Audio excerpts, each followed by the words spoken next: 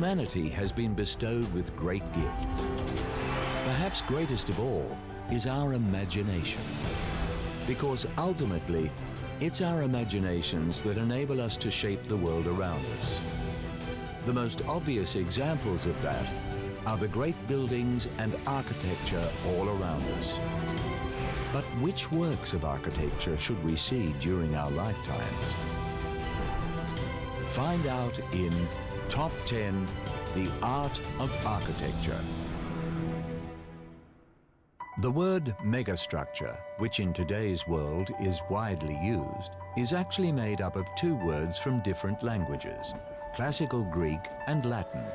Mega is derived from the Greek word megas, which means big or huge, while structure originates from the Latin verb strura, meaning to compose, construct, or assemble. So it's fitting that the first megastructures were built by ancient civilizations, especially the Romans, who, going as far back as 2,000 years, managed to cover ancient Europe with a network of paved roads measuring an impressive 150,000 kilometers.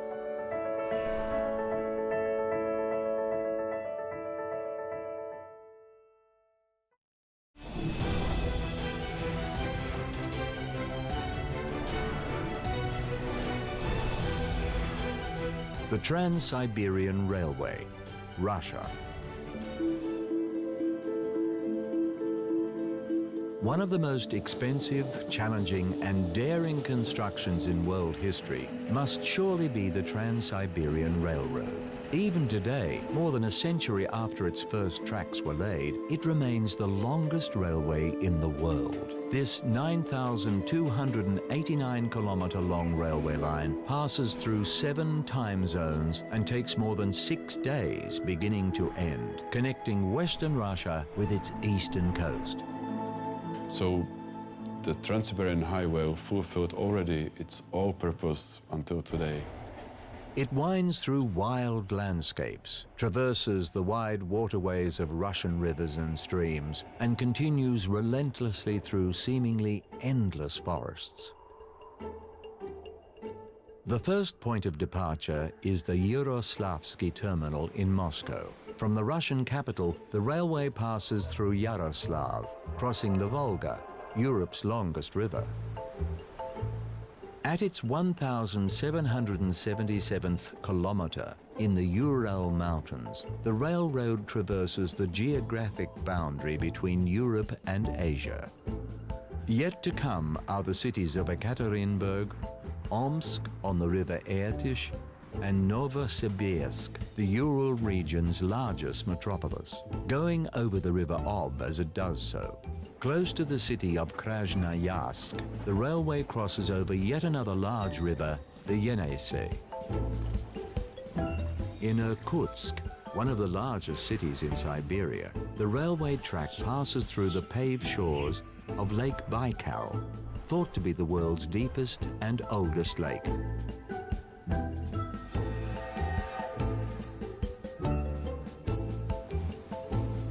After Ulan-Ude, capital of the Republic of Buryatia, the track leads towards the border with China. At the city of Khabarovsk, it crosses the river Amur. Its final destination is the city of Vladivostok on the Pacific coast. The main track also connects to other lines, international routes such as the China Far Eastern Railway, ending in Beijing, and the Trans-Mongolian Railway, which also takes passengers to Beijing, but by crossing the Mongolian plains. Russians needed really to have this railway from one eastern side to the western side of the country. Proposals for a railway line that would connect Siberia with the Pacific coast had been around for a while, but the idea of building a railway line making the vast isolated Siberian territories more accessible became popular in the 1880s, during the reign of Tsar Alexander III. A connecting line between St. Petersburg and Moscow had already been built by 1851.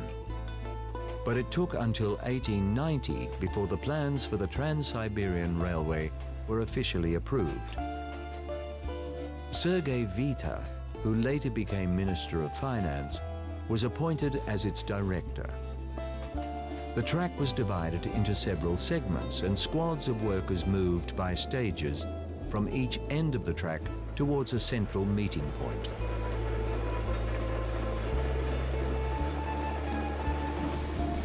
The construction was not without problems. A lack of time and financial constraints meant that there was not enough money for dynamite, so the workers had to dig all the tunnels manually.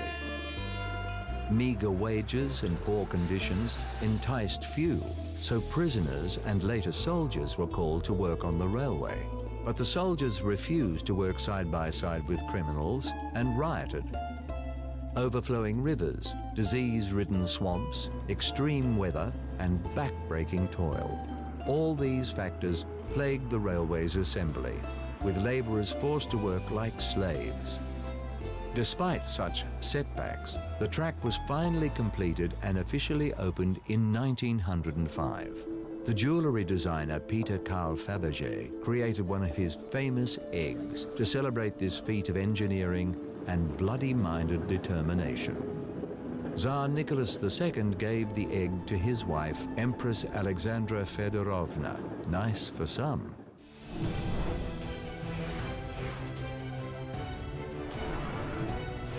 The New York City subway system, New York City, United States. The New York City subway is one of the most famous transport systems in the world. In its own way, it has become one of the symbols of the city. The subway was opened at the beginning of the 20th century, but its roots go back to the need for a safe and dependable public transport system to relieve the crowded streets of New York. This was already a concern by the mid-19th century.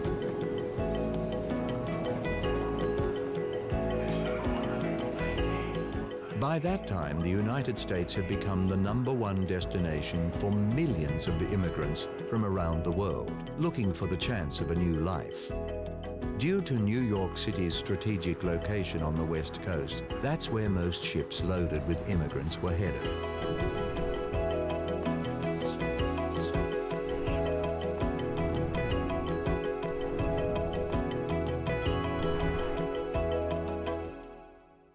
The best part of it is that actually you go underground, but you also see the city there. You hear the music, people are playing. You actually, it's another world underneath the ground that is super interesting for a city to also have.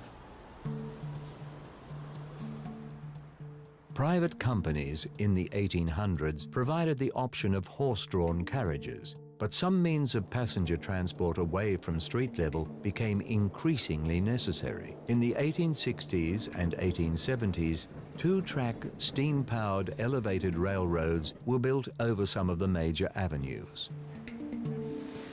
But the very first subway tunnel in New York was initiated by inventor Alfred Ely Beach in 1870.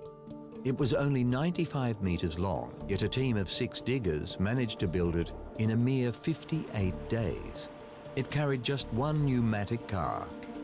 Beach's transit became a great attraction, but could not meet public transport needs. After 3 years of operation, the tunnel was closed. The difficulty of building an urban underground railway system was always the interaction between the tunnel and the streets and the houses above. So the engineers had to be very careful.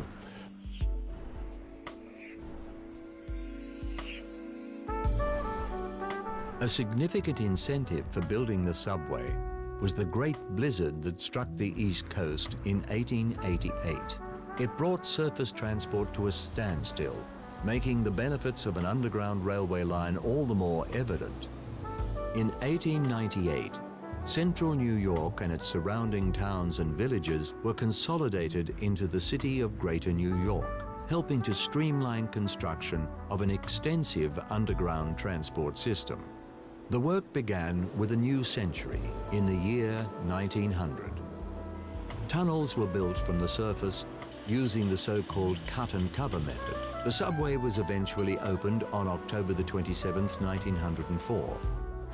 City Hall, which had financed the operation, initially leased the subway to two private transport companies, Interborough Rapid Transport Company, the IRT, and the Brooklyn Manhattan Transit Corporation, BMT. In 1932, another line was built, and this was operated by the city-owned company, the Independent Subway System, IND. In the 1940s, the city bought both private companies. However, even to this day, the lines can be distinguished because of the different parameters of the tracks. IRT operated smaller cars, therefore its tunnels were narrower and turns in the track were sharper compared to those of BMT. Even today, the former IRT tracks are designated as A division, while the B division consists of former BMT tracks. Today, the New York City subway has 469 stations, most of which are open 24 hours.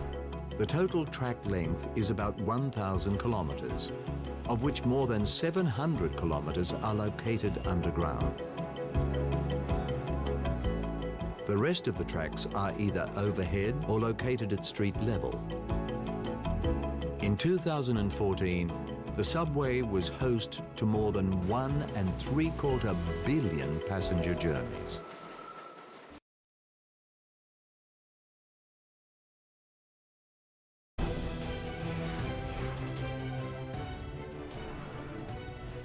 The Channel Tunnel, United Kingdom, France.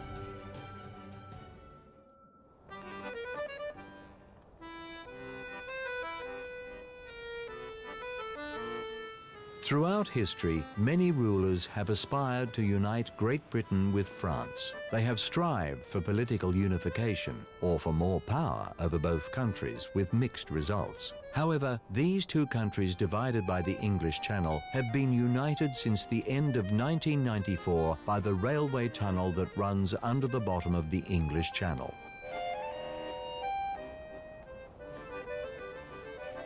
The idea to link the two countries was first discussed in the 19th century on both sides of the channel.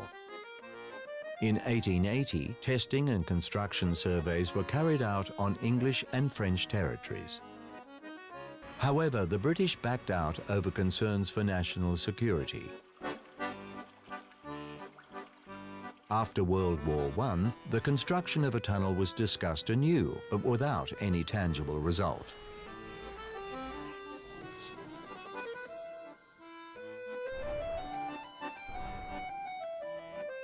During World War II, after the surrender of France, the British were concerned the Germans might start to dig such a tunnel with the purpose of invading Britain. I think in general, when you do this kind of mega structure project, what you actually do is in the same as in the internet. You connect people much faster.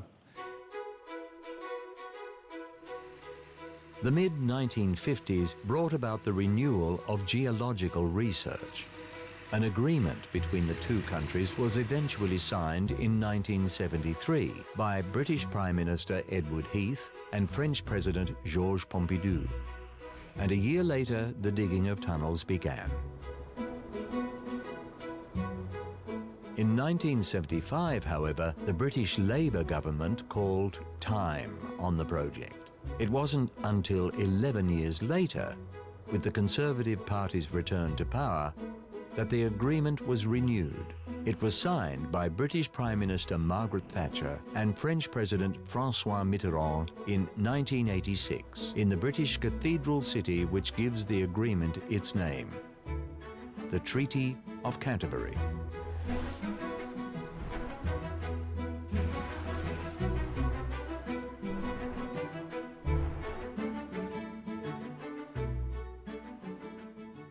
Especially for people, if you imagine that you travel from the center of city, from Paris to the center of London in a very short time with high-speed trains, there is nothing to compare.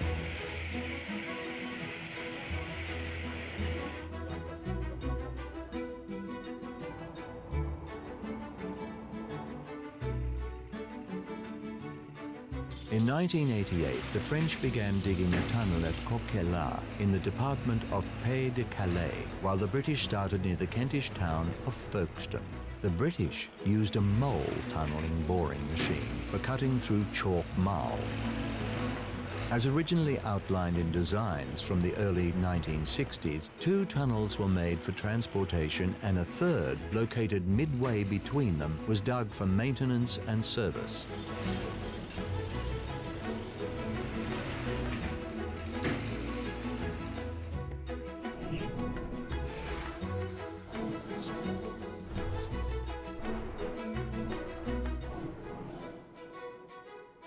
It's interesting to note that the public was always in favor of an automobile tunnel.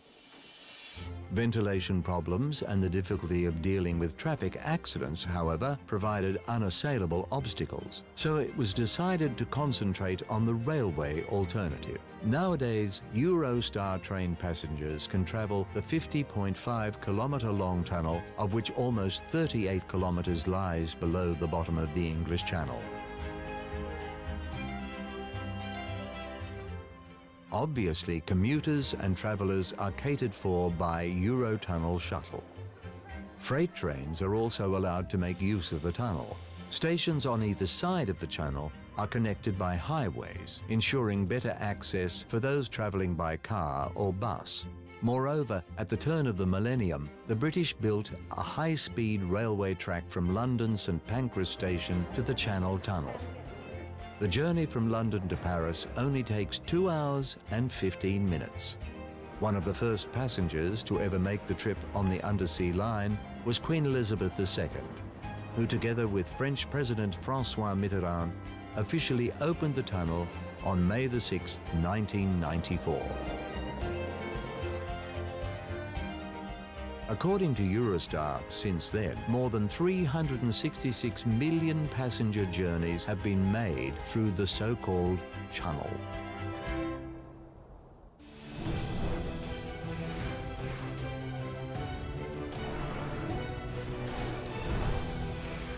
The Suez Canal, Egypt.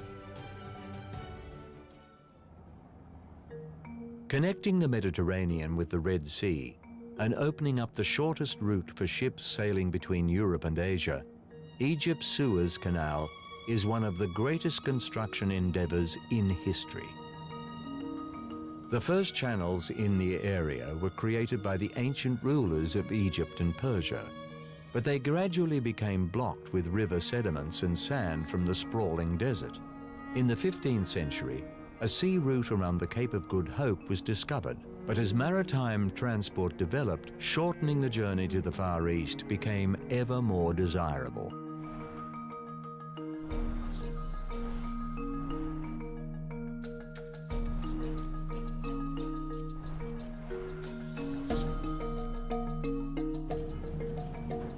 Attempts to build a channel re-emerged in 1798, with Egypt's invasion by Napoleon Bonaparte. Nearly 60 years later, a French engineer and diplomat named Ferdinand de Lesseps tried to revive the grand scheme. When you plan the channel as a Suez channel, you have to choose very carefully the place or the route where the channel will be built. In 1854, he obtained a concession to build the canal from his powerful friend Said Pasha, a Grand Vizier of the Ottoman Empire. A few years later, Lesseps founded the Corporation Compagnie Universelle de Canal Maritime de Suez, in which his patron, Said Pasha, was one of the major shareholders. Under the terms of the contract, Said Pasha was obliged to supply manpower, so he called in Egyptian farmers. The workers were divided into 2 groups, those advancing north from the newly established Port Said and south from the city of Suez. The 2 work crews were to meet at the Great Bitter Lake. Said's successor Ismail was accused by the British of exploiting slaves to do the hard work. Ismail promptly dismissed the workers and gave Lesseps money for the purchase of vital construction equipment. Things began to progress much faster. Sand, excavated from the seabed by mining machines, was used in the cement which reinforced the channel's wall and floor. Construction of the 164-kilometre-long canal was finally completed in 1869, when the canal was officially opened. The canal was also extended many times. For instance, in 1956, it had a width of 148 metres. In 2010, that was up to 313 metres. In 2014, work began on the so-called New Suez Canal, a parallel canal between the 60th and 95th kilometres. The new canal is intended to ensure two-directional parallel traffic and accelerate the speed of traffic. The 2001-built El Ferdan railway bridge, which crosses the canal near the town of Ismailia, is to date the world's largest swing bridge.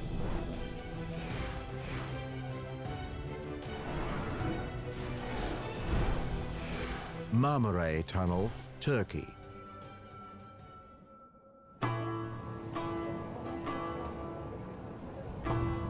The Bosphorus, whose shores embrace the Turkish capital of Istanbul, is more than simply a strait between the Black and Marmara Seas. Since time immemorial, it has been regarded as a gateway between Europe and Asia. But the Bosphorus Strait has been an important strategic point since ancient times. The ancient Greeks originally founded a settlement called Byzantium on its banks. The strait was well enough known to be mentioned by the historian Herodotus and dramatist Aeschylus.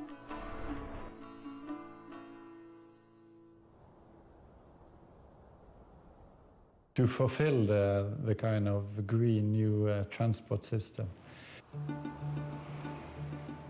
The first person to connect its banks was Persian ruler Darius I. Around 513 BC, he ordered the creation of a floating bridge made up of the hulls of ships from his fleet. In modern times, two suspension bridges span the Bosphorus. The first, named simply the Bosphorus Bridge, was completed in 1973. The second, built in 1988, is called the Faith Sultan Mehmet Bridge. Both bridges are slightly over 1 kilometre in length. Istanbul, of course, is a teeming metropolis with more than 10 million inhabitants. So it goes without saying that traffic through the straits, whether between sea or land, is heavy. In response to this, the Turkish government at the turn of the millennium decided to build a 13.5 kilometre-long railway tunnel, part of which would run under the bottom of the Bosphorus Strait.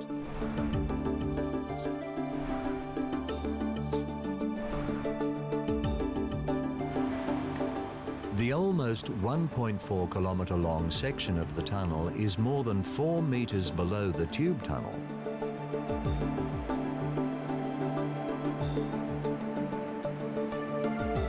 It was also built to withstand earthquakes, something which plague Istanbul.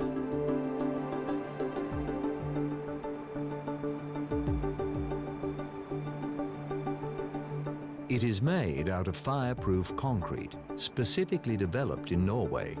The undersea tunnel section, which weighs some 18,000 tons, consists of 11 sections, each approximately 110 meters long on average.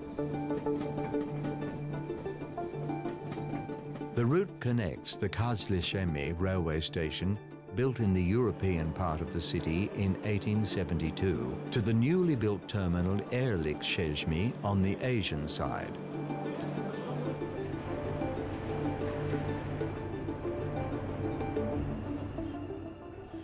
The Turkish engineers had more difficulty with geology because it's quite heavy tectonic base, and the risk of earthquake was very present.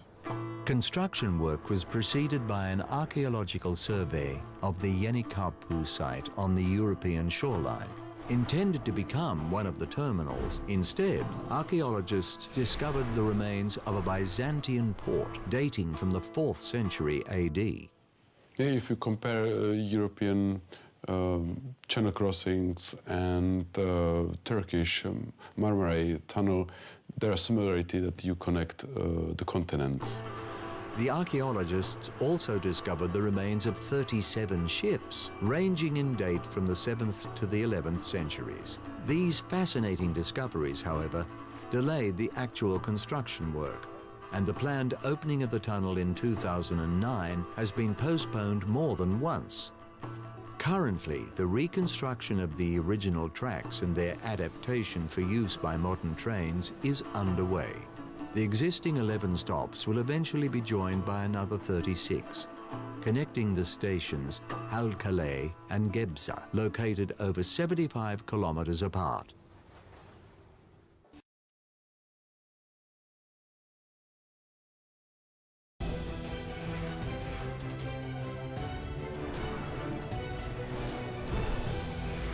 Beijing-Shanghai High-Speed Railway, China.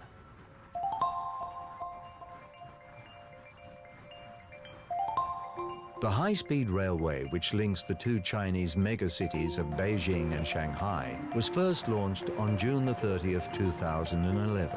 And high-speed is an accurate description.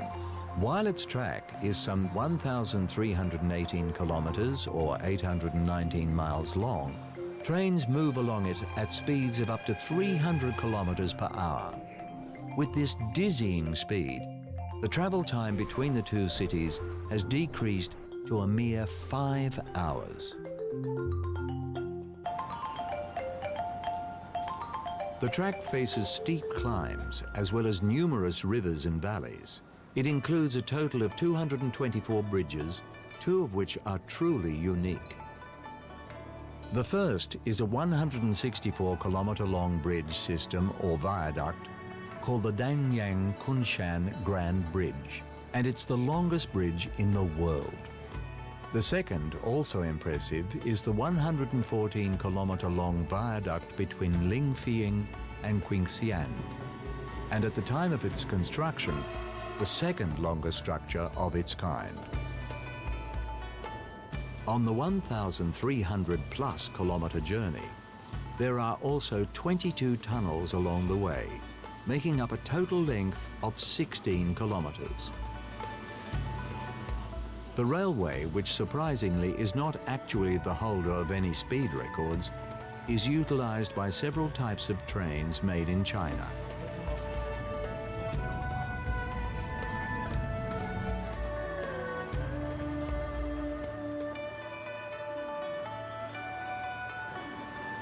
Firstly, there are G category trains.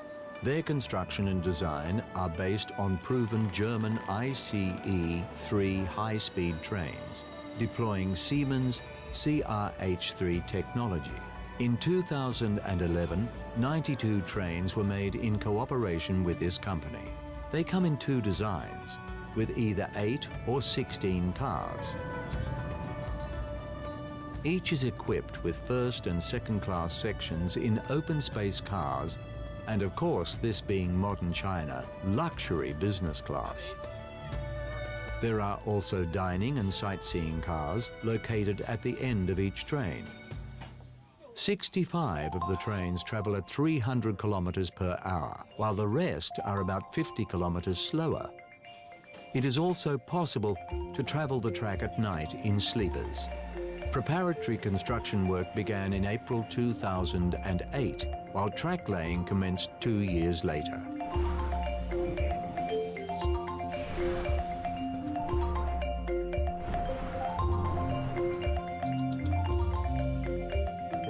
High-speed railway construction was completed on February the 4th, 2011, thanks in large part to the 130,000 laborers who worked on the assembly of this ultra-modern transport system.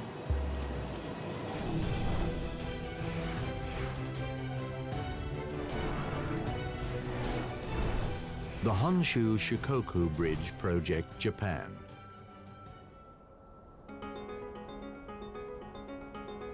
The Honshu Shikoku Bridge Project is a transport system connecting the largest Japanese island of Honshu with Shikoku, the country's smallest island, once only accessible by sea. The system, which itself has become synonymous with the word megastructure, is made up of 3 sections.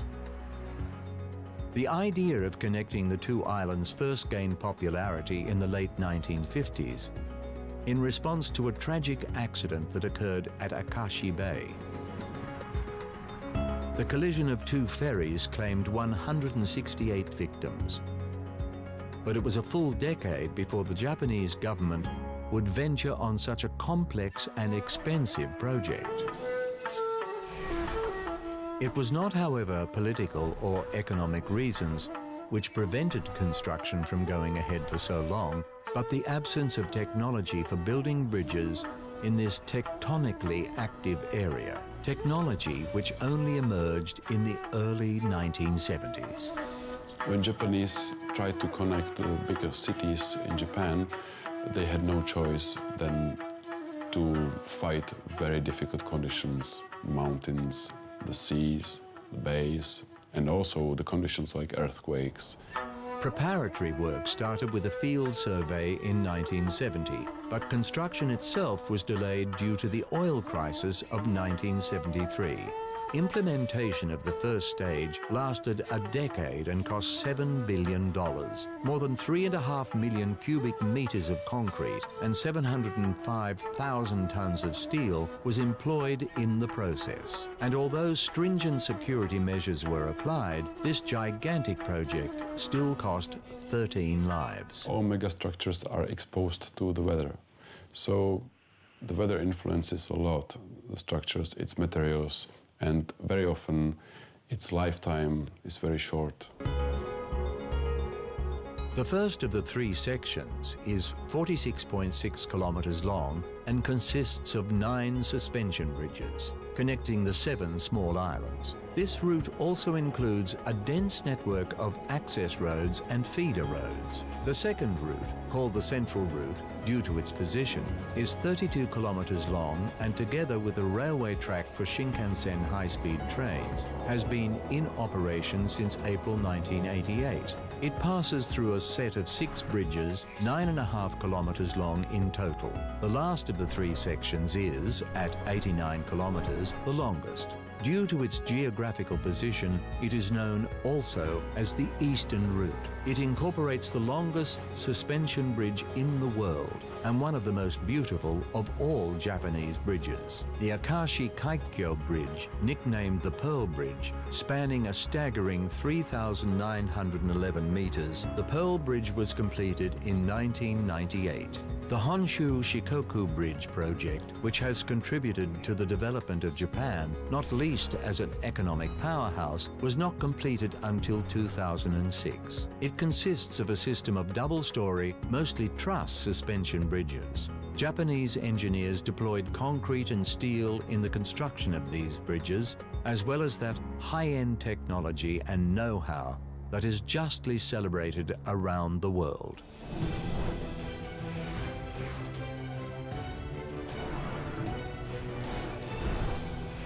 Highway 1, Australia. Although Australia is planet Earth's smallest continent and a country with a human population smaller than that of Tokyo, it has one of the longest road networks on the planet. The Australian National Road, known as Highway 1, is a ring road leading anti-clockwise from Melbourne to Adelaide. It is 14,500 kilometres long, 9,000 miles, and winds its way through major Australian cities such as Sydney, Brisbane, Cairns, Darwin, Broome, Perth, and Carnarvon. Up until 1941, Western and Eastern Australia were connected solely by telegraph and railways. The first modern highway in Australia was only built during World War II by the Army, in cooperation with the Office of Allied Works Council, established in 1942. After the war in 1947, the government adopted a new road law. The Highway 1 in Australia was actually planned. It was not created by centuries from small roads to bigger roads and then to highways. It was really planned. The construction of Australia's Highway 1 began in earnest in 1955. Yet Highway 1 is not a motorway in the true sense of the word. It is more like a standard 2 or 3 lane road. The third lane here is the passing lane, or overtaking lane in Australian English. Actual motorways of the European or American type with grade-separated intersections are rare in Australia. Such motorways have only been built in recent decades, especially near the largest cities. Many sections are therefore still under construction. An interesting feature of some highways or freeways, as these long-distance roads are called in Australia, are their side lanes for cyclists. So it's a highway that encounters all possible engineering problems you may have. Speed limits are generally 110 kilometers per hour. But in the Northern Territory, a car can hurtle along some 20 kilometers faster. Anyone who decides to travel around Australia by car and take the circular Highway 1 must take into account the fact that the network of gas stations and rest stops are quite often located 100 or more kilometers apart.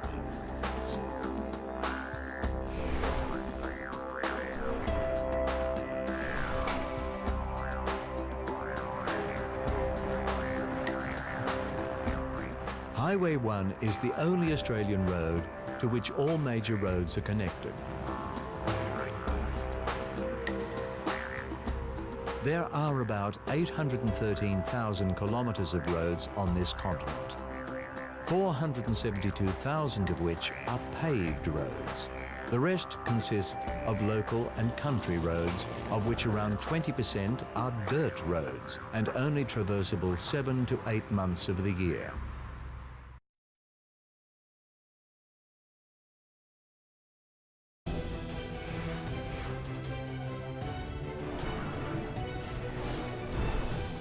Panama Canal, Panama.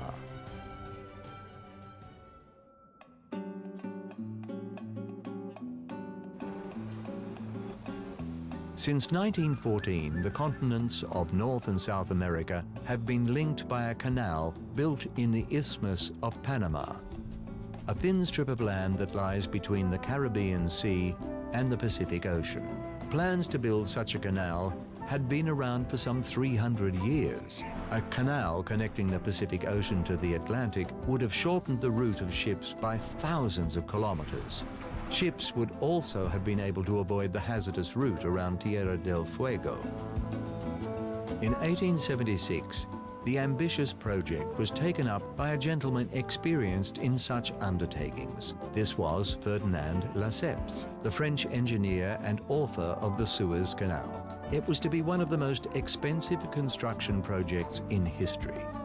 Works that were preceded by extensive clearing of Panamanian forest and difficult grading. Engineers had to tackle a mountain range, through which they cut a narrow artificial valley, the so-called Colera Cut. The plight of the workers who had only primitive tools was made worse by heavy rain and landslides. A yellow fever epidemic killed hundreds of laborers every month.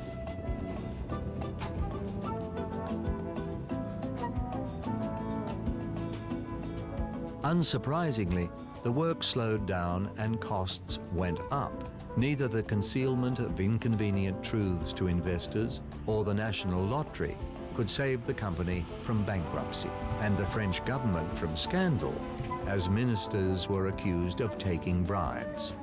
Among the accused was the engineer Gustave Eiffel, who had come aboard to create a series of locks as typically found on canals. The project ground to a halt, and Ferdinand Lesseps died in disgrace. But 17 years later, the project was taken up by the US government. Not only on construction itself, but also on planning of such a structure, they need to take precaution of different effects of geology, of hydraulics, of power supply, etc.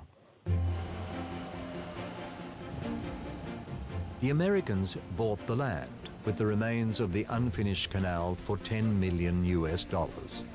President Theodore Roosevelt put John Stevens in charge of the work. Thanks to heavy machinery, the workers managed to excavate as much soil during a single day as the French had managed in a month. Attacks of yellow fever also decreased. So far, so good. In May 1906, however, the Chagres River flooded with landslides destroying mining machinery. His spirits crushed, Stevens began to question the entire project, proposing instead a system of locks as begun by Gustav Eiffel. A few months later, Stevens was replaced by one Colonel George Goethals. Ironically, Goethals supported the idea of a system of locks. Under his leadership, locks were built near the artificial Gutan Lake on the Caribbean coast, and Pedro Miguel and Miraflores locks were built at the entrance to the Gulf of Panama. Breakwaters were constructed near the approach channels to both oceans. In October of 1913, the works of the Culebra Cut were successfully completed. The first ship sailed through the canal the following year. The over 77-kilometer-long canal is crossed by several bridges. The most famous, the Bridge of the Americas, is located in Panama City. For many years, it served as the main bridge of the Pan American Highway.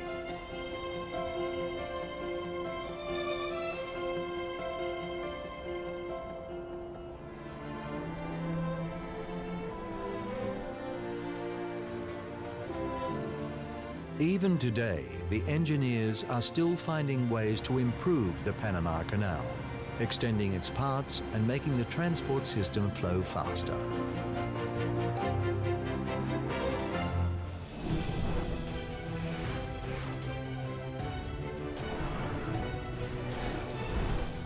The Interstate Highway System, United States.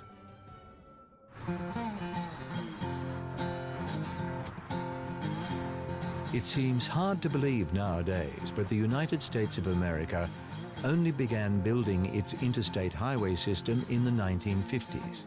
Champion of this project was Dwight Eisenhower, legendary American general and president. It was thanks to his initiative that the crucial Federal Highway Act was adopted on June the 29th, 1956. But the origin of the system was not only to move people from one side to the other, but also to be prepared for the World War.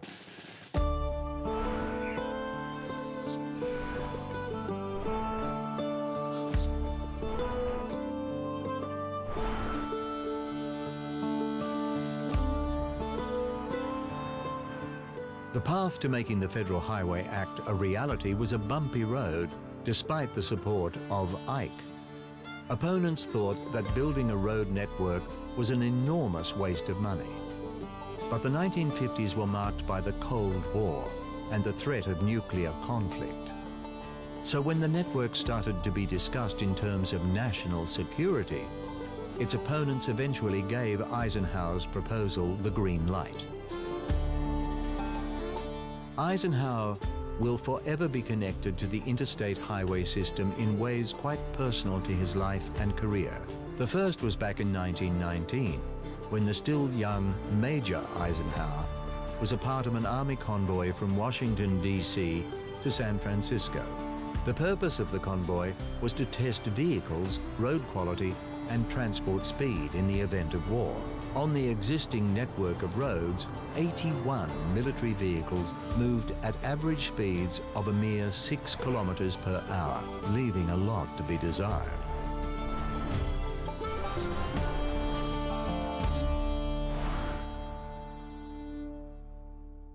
Even if you get all the cars driving on green kind of electricity or some other green innovation, that then it still takes up so much space that it will be a big change, I guess.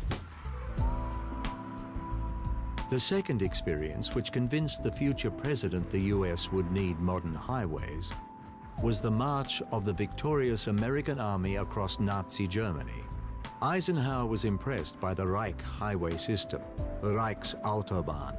Back in the peacetime US, the 1956 Federal Highway Act allowed for the construction of 41,000 miles of highways at a cost of $129 billion.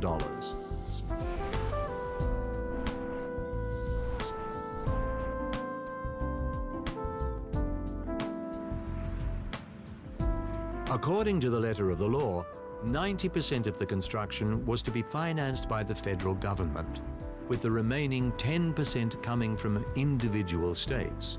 The government drew the necessary funds from higher taxes, levied on each gallon of gasoline sold.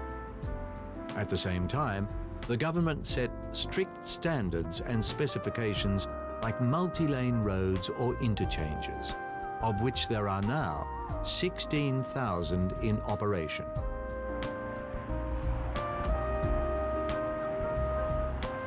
Final construction of the US interstate highway system was only completed in 1981, and this network still has the densest traffic and highest speed limits in the world. The average speed limit is around 70 miles per hour, but it can go significantly higher. The routes are laid out in a checkerboard pattern. Even-numbered routes go from north to south, while odd-numbered routes indicate connections between east and west. We can mention also the system riding in the convoy, so many cars can join with the automatic system. So there are many tools and many inventions that can be placed in the highway system. Although the massive project was continued by Eisenhower's presidential successors, such as John F. Kennedy, Lyndon B. Johnson, and others, the interstate highway system bears the name of its founder, Dwight Eisenhower.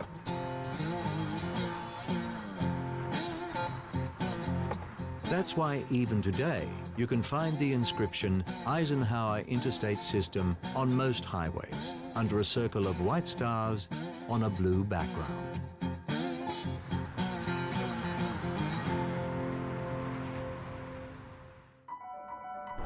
The megastructures we have looked at together represent the three essential modern transport systems. That is to say, rail, ship, and road. Each megastructure is a masterpiece of its time, enriching and simplifying the lives of many millions worldwide. These hugely ambitious creations often took decades to build and involved astronomical financial costs, but also a considerable degree of human sacrifice. On balance, though, the costs in monetary terms and even blood, sweat and tears were not in vain if we consider the progress in science, technology and quality of life these mighty megastructures brought with them.